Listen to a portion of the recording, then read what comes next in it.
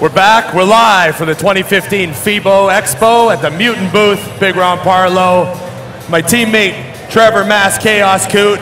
All 300 pounds of him. How's it going, buddy? Awesome, man. Hey, you're looking day large 4. and in charge. What's that? You haven't lost 20 pounds this time? No, no, I'm still good. That's good news, eh? Yeah. Sometimes these expos can be hard on a guy, you know? Johnny's gotten me eating enough that there's no way I'd lose weight. You're only having 9 meals a day.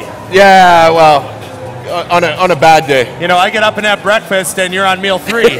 yeah. So I don't think. You know what? The routine, though, because you and I talked about this. Yeah. We're not morning guys, right? In our regular lives, I get up, I do my morning cardio because I have to do it fasted. I start my day, work out later. You know, everything comes later. And here, you want to get it all out of the way. One, because you're beat by the end of the day. Yeah. But also, you get to the gym, and it's just jam-packed. Yeah. The one gym that we're going to. Yeah, so that's my routine is get up, fasted cardio, have a meal, get to the gym, have a meal, and so by the time I get here, I've had like almost 4 meals. Yeah, and then I just walk around so shredded all year, I don't need to do cardio. Well, yet, so but not all of us have the genetics that you. Extra. We're not all gifted. No, I know. Yeah. Well, you know, it'll happen. So one thing we wanted to talk about, you know, we've been friends and teammates for a while. We wanted to talk about coaches. I honestly just thought we were teammates. I appreciate really? that. Yeah, because well, can we use the word colleagues? I was speculating, but colleagues. Okay, colleagues. We're not really friends. Associates. So we wanted to talk about coaches. Yeah. Because, you know, you've had an interesting evolution, so why don't you tell the fans what you're doing this year and why? Right. Well, I hired Johnny Jackson to coach me through this through the 2015 Nationals for a few reasons, but one, you know, and we've talked about this before, the whole mutant group. You know, we honestly are like a family. Like, everybody gets to know each other so well, and it's not just road trips and just seeing each other at photo shoots and video shoots and working out and training hard. We text each other on a regular basis. We keep in touch. How's it going? How's the family? You know, and so that camaraderie is built. Last year, I had you coaching me through, and that was phenomenal. It was because of that. You know, you build that camaraderie, and this year, of course, with you and I competing against each other, along with two other mutants in our category. I can't go giving you all the wrong advice this year. You know, and it's not the wrong advices. But partly that, but also just the awkward, you know, you're backstage, you're focused on you. You have to be focused on you. Well, I mean, it would be impossible. The logistics of it. So anyway, hired Johnny Jackson. I am pumped, man. Like, there's only so much, I think there's only so much variation you can do. Things are, you know, the general science of what we do is pretty basic, or pretty standard, I should say. Yeah, you got to eat less than you burn for a long period of time over several months to get shredded, keep your muscle. Yeah, but Johnny, he's just going in, he has this vision of what he wants me to look like. And to achieve that, he has a formula. Yeah. And we're kicking ass right now, and it's awesome. I'm really enjoying it. Yeah. And we talked about how you're still very close with your first coach. Right. And, you know, that I thought that was going to be an awkward conversation when I hired you, right last year. Because he had coached me through my first 2 overall wins. He had coached me through Canadians and North Americans twice after that. And it was time for a change. At that point, it was just time for a change. We were taking the same package, and I wanted something different. So going to you, you know, you think it's going to be awkward. He was all on board. He's like, man, that you need the change. Let's do it. And he and I are still training partners. We train every day together. And it's funny because we talk about how people bounce around from coach to coach, hiring all these different people for one show, and they don't win, so they hire someone else, and they don't win, they hire someone else, and no one ever gets to know their body.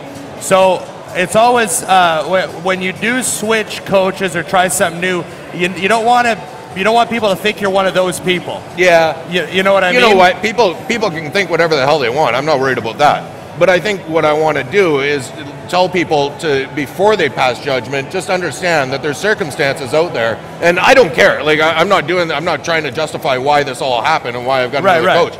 But I'm just saying, people switch coaches. Yeah. And it happens. And, everyone. Everybody does. But there's certainly circumstances, like, it just doesn't make sense for you and I to be not at all. And like, it doesn't work. I mean, there would be no way it would be functional, you know what I mean? But on the other hand, and this is what we talked about as well, it doesn't change our relationship. No. Like, it doesn't change the camaraderie. We went and trained while we were here in Germany, and we're pushing each other, right? It's not, I hope you don't do well. It's, I hope you do as well as you can. I'm going to kick your ass on stage, but I hope you do as well as you can. That's the mentality that I think I have too. And maybe it's because we're both older, a little more mature, but I don't want to beat a bunch of crappy guys.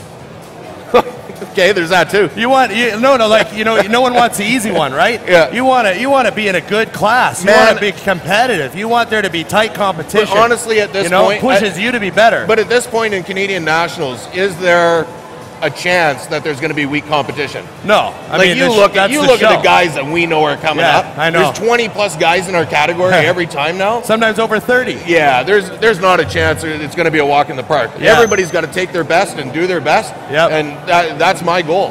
For sure. So, no, if you had to say one thing that you learned about your body, this chair is going to fall apart. Honestly, well, we're going to get this live on video. I'm just going to collapse. You're a large guy. Well, if you had to say one thing you learned about your body in the last year, every year is a learning experience. Yeah. Is there anything that you're doing different? Absolutely. The one thing that I can say I've learned is that my body can handle way more carbs than I ever thought it could. Right. And not that I've ever been scared of carbs. I certainly haven't. We know that we need carbs to grow. Yeah. But my body has been reacting to positively to higher carbs than I've ever taken in my life. And Johnny had me eating a small farm, like a grain farm and a hobby farm at the same time. Right. Yeah. You're also bigger than you've ever been. And maintaining that. Yeah, and as muscle gets more mature and bigger and more metabolic, I think it changes, what you have to eat to maintain it. Right. I'm just excited, man. I'm excited to see what the final product is going to be. Now, what about just the fact that, you've been on the Mutant team for a couple of years now. Yeah. We got the Mass Chaos Series 1 and 2. Yeah. Now you're getting brought to FIBO. Yeah. It seems like everything's going pretty good. But that's how Mutant works, right? Yeah. Like, it's being part of that camaraderie and a part of that team. Everything, as long as you invest, they invest back, and it's been an awesome ride. I mean, I can't ask for anything better. Now, what's the number? What are the top 3 things that fans are saying to you? Like, do they know you from Mass Chaos? You know what? The first 2 days, I didn't get a lot of that. Yesterday and today, I'm getting way more. I watch all your YouTube videos. I see a lot. Yesterday, it was. Can I get a picture because you're a freak, right? And I'm good with that. I get that when I walk down the street and at the mall, right? Yeah. But when you do it here, you feel like a little bit of a sideshow. Like you just I'm the bearded lady. You're no Jose Raymond. No Jose Raymond. No. We already had the bearded lady. Yeah. I won't steal his thunder. Yeah. But but then as people start to engage and you start to realize that they like. Today we had posts from yesterday on Instagram of guys that had my signed picture and it's posted on the wall. So pumped that I got to. That's pretty cool. It's cool when you see the my day at FIBO collage. Yeah. And you're a part of their highlights. Like there's a picture of Kai. Yeah. Picture of them with Dennis. And then a picture of them with you. Yeah. And you're like. And my Instagram, like my profile your Instagram. page. No. I've upgraded. I got 6 tag now. But my profile page, that's what I say. I'm here to inspire and motivate, and that's what this part of my life is all about. I've got other parts of my life. This part, I just love that. Yeah. Well, that's what I'm here for. Now, if there's one thing that you'd say you learned from this experience of coming to this expo, whether it be preparing, whether it be a mindset thing, or what to get back to the fans, what would you say is something that you learned this weekend about this process? Well, this has been a little bit different one. This is my first time traveling with Mutant where I've been in contest prep. Yeah. And it's my first time overseas, right, with Mutant. Yeah. So those two things combined, it takes a lot more preparation. It takes a lot more focus. And like I said, the early morning stuff, getting everything out of the way. I brought my wife and a friend of hers. They're touring and having a good time. So that makes it a little more tolerable, right? Like you finish the day and you get to spend some time with family still. So it's this one has been a little different. What I've noticed, the big difference on the actual expo is, of course, the language, because other ones that I've been to are the Arnold and the Olympia. but so there's a language, but there's not as many kids at this one.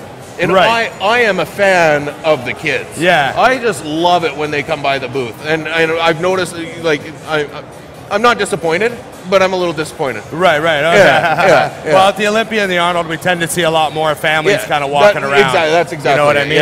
Yeah. Well, we're wrapping up the last day. We get to go home tomorrow, and then it's back to our routine, our own bed. I'm off to Albuquerque, New Mexico. Oh, okay. Yeah, Tell everyone what you're doing. Yeah, I've got a 5-day business conference there for with real estate meetings, international committee that I'm on. So any fans out there from Albuquerque, New Mexico? Yeah, I'll see you on Monday. Up, let them know what the best gym is. Yeah. Give you some tips. Yeah. You know? Yeah, because I got to train every day. So.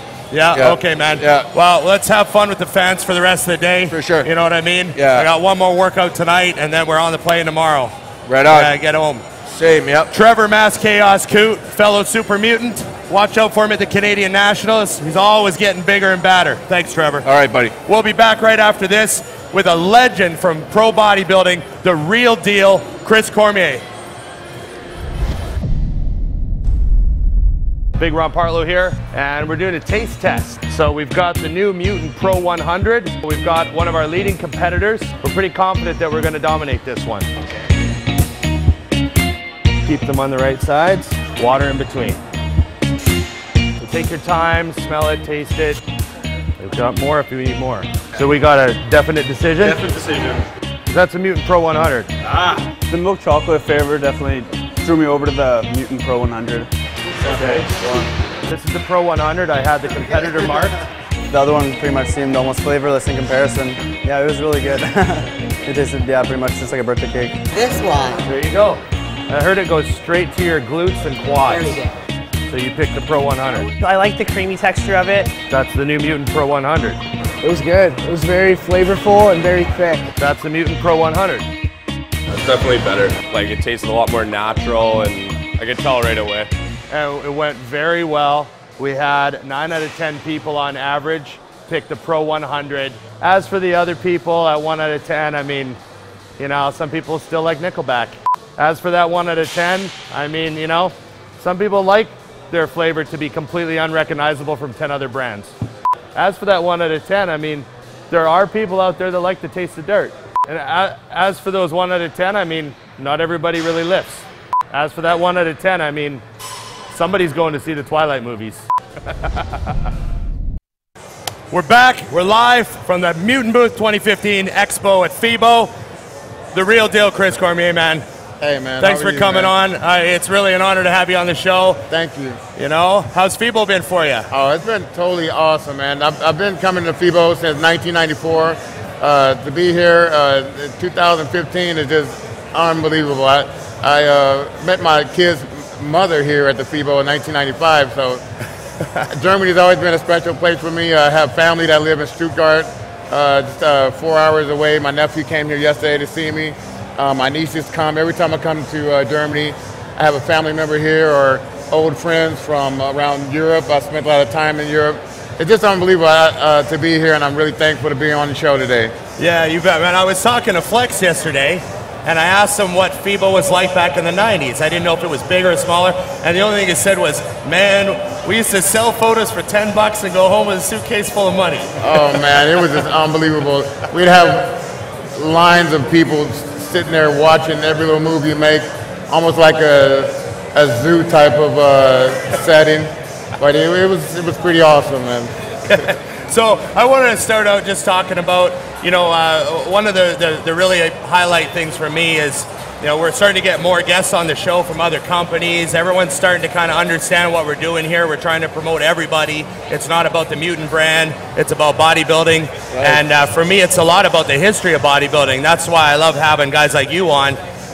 So I wanted to talk about, you know, everyone says the golden age of the 90s, you know. I wanted to talk about, you know, the days back then, because those were when I was growing up as a bodybuilder and getting into competing as a young man and looking through the magazines.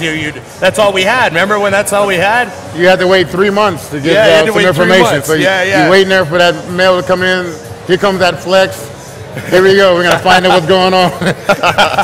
There I am. That's awesome. Yeah, and so I just wanted to ask you, like, you know, those days training at Gold's with Flex and Charles and all that stuff. You know, what do you remember from those days? You know, just looking back, what would be the fondest memories that you think you have, you know?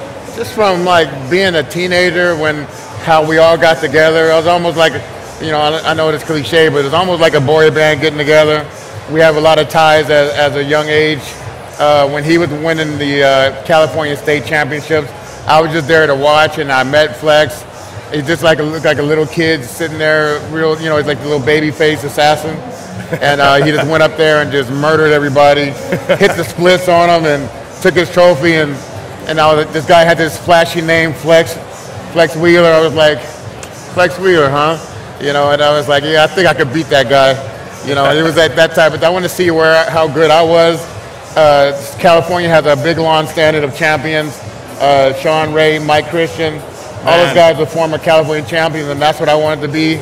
And I would pressure myself so much to where if I didn't win this show, then I'm quitting bodybuilding. I'm going back to school, and this is not for me. Because I want to be that upper echelon type of guy, and not just a guy competing. And so every year I pressure myself, and we all pressured each other. Myself, Flex Wheeler, Rico McClinton. Yeah, Rico. We was like a group of guys that we did everything together.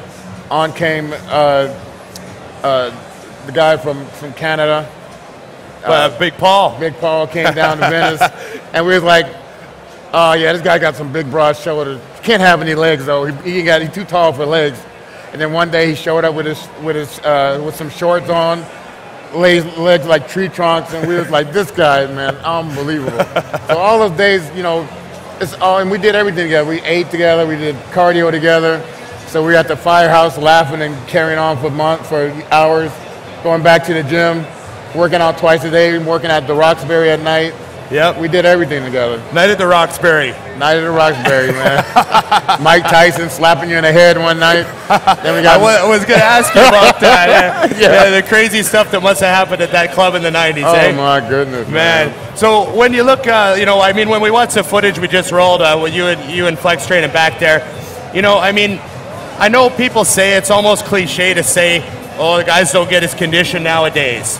I mean, we still see super shredded, conditioned guys winning shows, but what I mean when I say that guys don't get as conditioned nowadays is the field doesn't get as deeply conditioned to the back. And I remember going to shows when I was a kid watching the 90s, the guy in 15th place would be shredded. Yeah. And he would just be 15th place because of other reasons, right? Structure, size, shape, yeah. Or you know, him not missing a body part. Yeah. But now it seems like if you're in condition, that's enough to put you in the top 3 because there's not as many guys showing up healed. Why do you think that? Do you agree? And why do you think that is?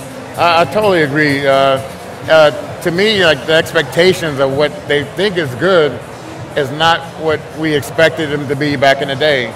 You know, like. I wanted to be an anatomy chart myself, and I wanted to have every muscle developed, every muscle showing, and from head to toe. I didn't leave any stone unturned when it came to physique, and I think people don't understand the concept of what conditioning is or what's considered to be really good. You know, you want to have the different lines of separation throughout your body, not different parts are okay and this part looks soft, the legs are not even shredded. You know, if you have striations in your legs, everyone's like, whoa, if you got striations in his legs. To me, everyone in the top 15 has striations in their leg. That was You're supposed to. You're supposed to have. And then I hear some guys saying, well, he don't have striations in his legs. He don't have that type of muscle. I'm like, everyone has striations all over their body. What are you talking about? Everyone should. Everyone has striations. That's what the muscle fiber is. You know. So do you think that it's people have changed the way they're training or dieting?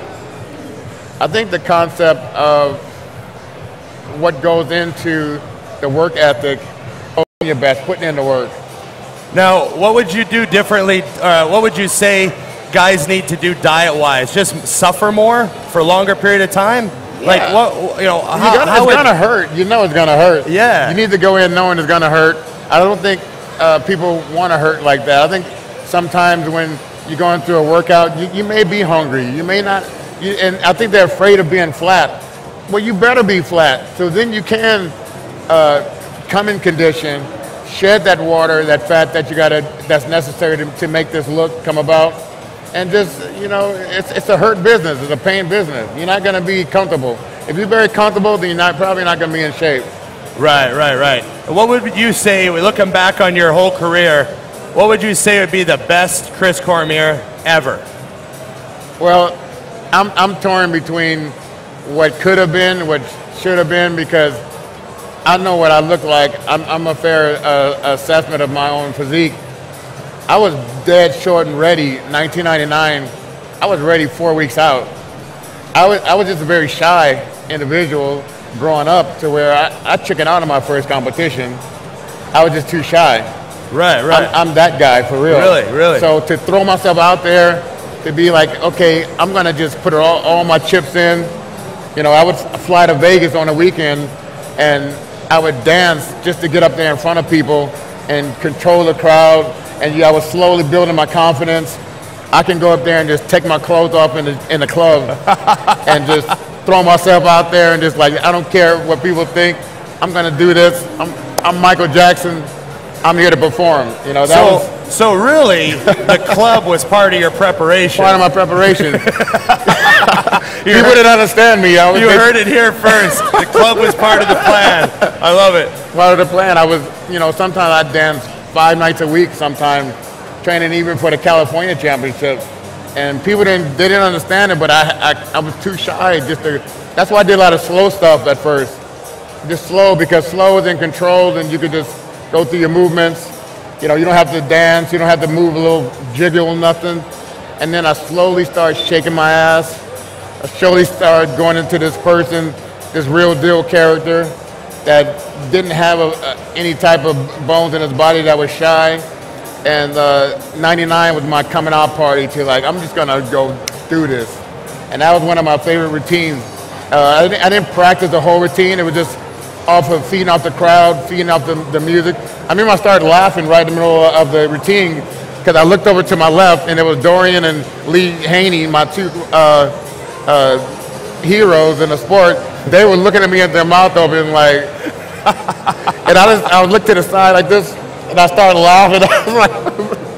And then I jumped on the horse, and then I came around, and you know, I just did my thing. You know, it was awesome. But I had some other shows that was like the Pro Ironman, when I went against Flex Wheeler, my chief rival and training partner. You know, we had this thing with me backstage, and it's like, okay, make no mistake about it, I'm here to kick your ass. Yeah. But if I don't win, I hope you win it. Right. We said at every show, we go back and give each other a pound and a hug and a prayer, and we go out there and do our thing. But to take on Flex Wheeler at the top of his game, that's what I felt I could always do, and I think I was one of the only guys who really felt that way, but I pulled it off quite a few times.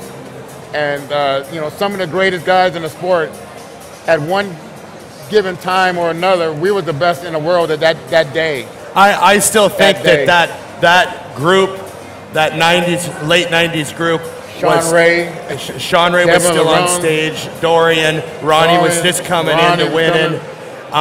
I don't know if we'll ever see a top 6 that were all that incredibly good.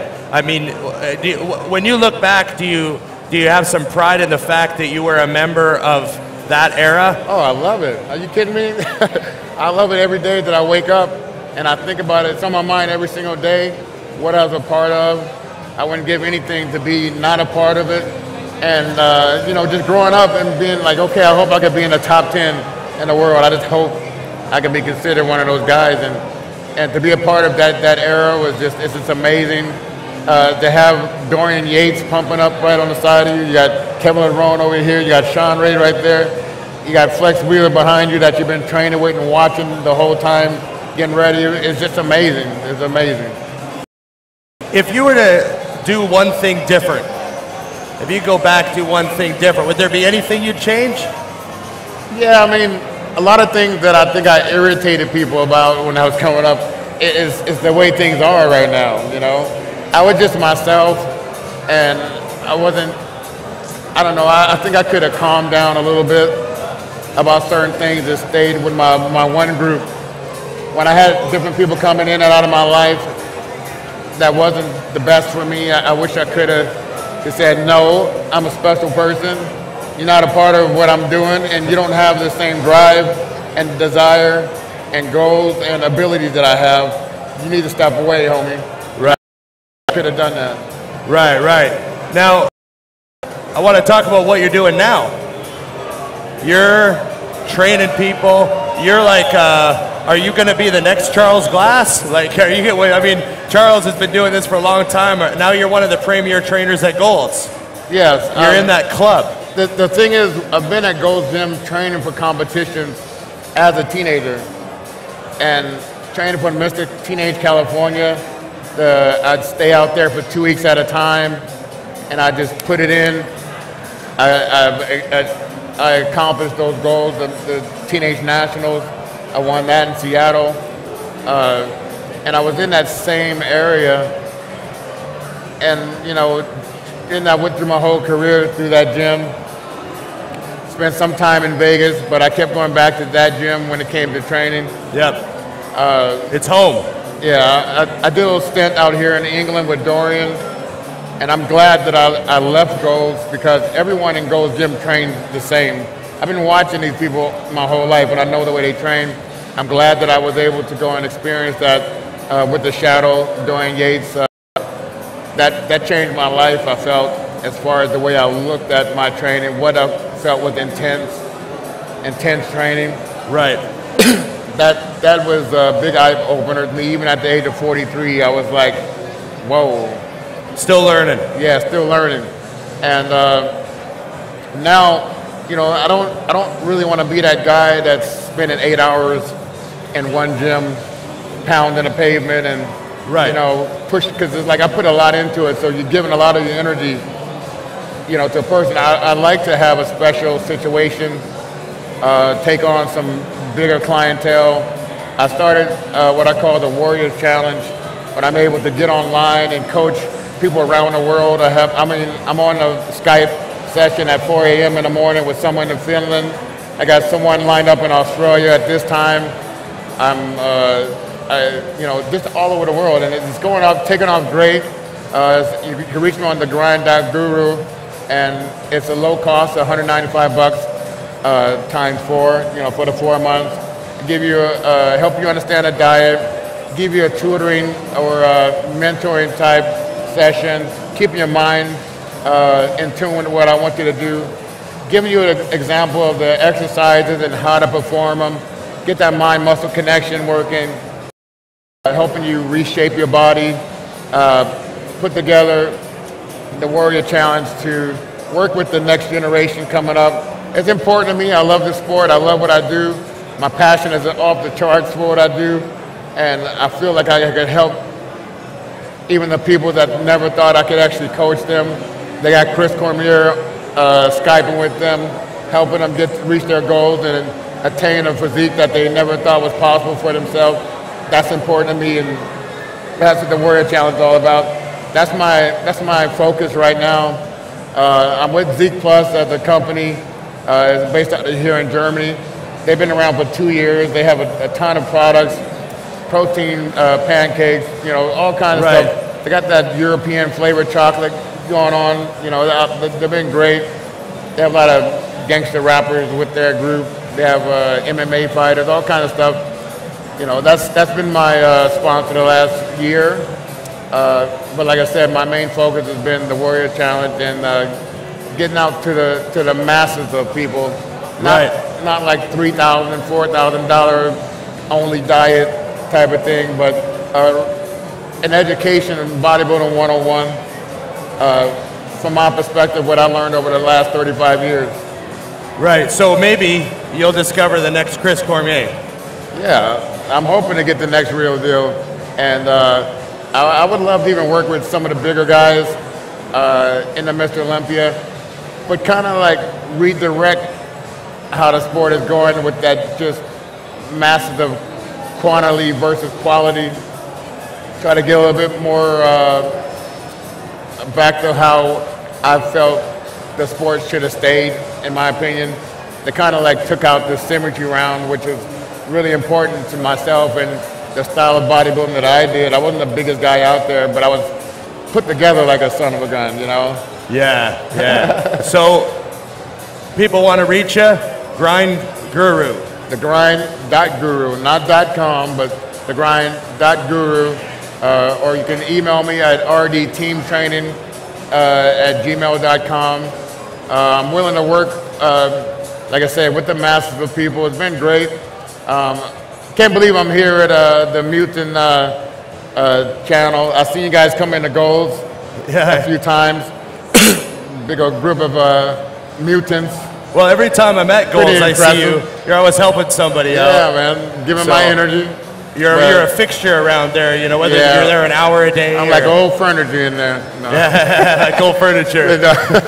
No, but like I said, that's my passion, and I love teaching all the different aspects that make you a good bodybuilder and the mindset it takes to make you one of the top guys, type persons around in what you're doing. And it's guys and girls, physique women. That's another thing that I like that sport of physique women. Well, one thing we talked earlier before the show, and one thing that you really reminded me of, and you even mentioned it a few times, but we talk about, everyone is talking about, what's in the new textbooks and what's the new information that it should work, but you sounded like a boxing coach where there's just no replacement for experience. Exactly. There's just no way to get around the fact that you were in the trenches for that entire decade of the 90s when everything changed, and you saw it all through and you were a huge part of it. Yeah, you hear a lot about, what's your micros and all this stuff. I'm like, guess what? When we're coming from the Olympia to Europe, from Europe to Australia, you're not talking about micros, you're talking about how you look in the mirror, what foods you're gonna need, and how you're gonna take them in, and what times you're gonna take them in. You can't actually eat the carbohydrates on the plane and look good by the time you get to that destination. What are you gonna do when you get off the airplane, and how are you gonna make your body look the best by the time you get to that competition? You guys traveled a lot after the Olympia. Yeah. Those Grand Prix tours, they're just not like they used to be. You used to do like 12 shows in a month, didn't you? Yeah, we'd have 4 shows in 4 countries in 4 days. And that was bodybuilding. It was, sometimes we didn't get a chance to pump up. We'd be stuck in an airport in 9 hours in Timbuktu somewhere, and we gotta go to Spain and jump right off of the airplane. We got 5,000 people waiting outside for us in Russia, and they're just splitting like this Red Sea as we coming in there like rock stars. Everyone's cheering, the bus coming in, and we jump right off of there and get to business. I mean, you can't replace that experience. Yeah. Well, man, thanks a lot for coming on. I'm really happy you did, Thank you so much. It's great to be here. Yeah. Chris Cormier, the Real Deal, IFBB legend, Hall of Fame bodybuilder. Been a huge fan my whole life. Thanks for coming on, Chris. Thank you. It just keeps getting better at Mutant Live.